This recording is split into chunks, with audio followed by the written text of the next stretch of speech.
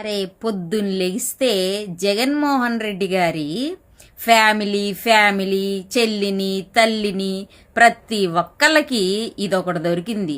వేలు పెడితే గాని వెన్నపూస రాదన్నట్లు జగన్మోహన్ రెడ్డి గారిని ఎలా రాజకీయంగా దెబ్బతీయాలని ఆఖరికి కొన్ని ఫీలింగ్స్ ఎథిక్స్ ఉంటాయి ఒక ఫ్యామిలీకి. వాటిల్ని కూడా నీచానికి వాడుకుంటున్నటువంటి మన కూటమి వాళ్ళు ఆఖరికి హోమ్ మినిస్టర్ అనితక్క కూడా ఫ్యామిలీ గురించి మాట్లాడుతుంటే చాలా హాస్యాస్పదంగా అనిపిస్తుంది.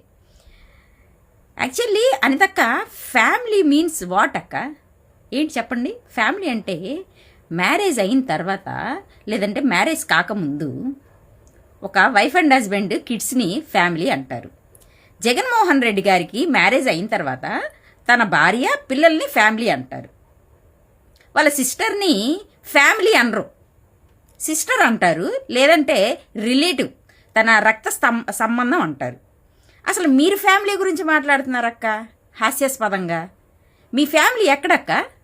మీ హస్బెండ్కి ఎందుకు మీరు విడాకులు ఇచ్చారా లేదంటే కోర్టులకు వేసారా? అసలు మీరు ఎందుకు సింగిల్గా ఉంటున్నారు అని మేము ఎప్పుడన్నా అడిగామా అక్క?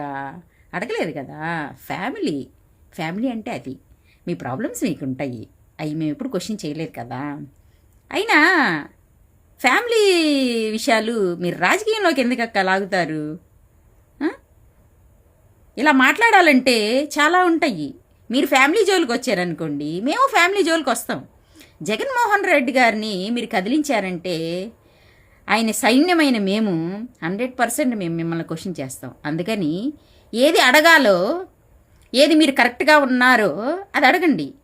మీకే ఫ్యామిలీ లేదు, మీరే ఫ్యామిలీకి ఇవ్వాల్సిన విలువలు మీకు లేవు. అలాంటివి లేనప్పుడు మీరెలా ఫ్యామిలీ గురించి, బంధాల గురించి, బాంధవ్యాల గురించి మీరు ఎలా మాట్లాడతారు?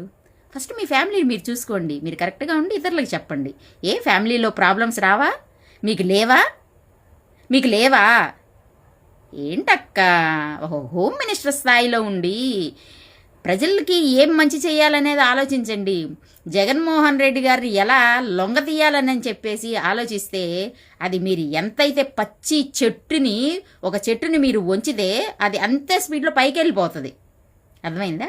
అందుకని కొంచెం మీరు మాట్లాడాల్సినవి ఆలోచించుకొని స్క్రిప్ట్ రాసేటప్పుడు కరెక్ట్గా రాసుకొని మాట్లాడుకోండి.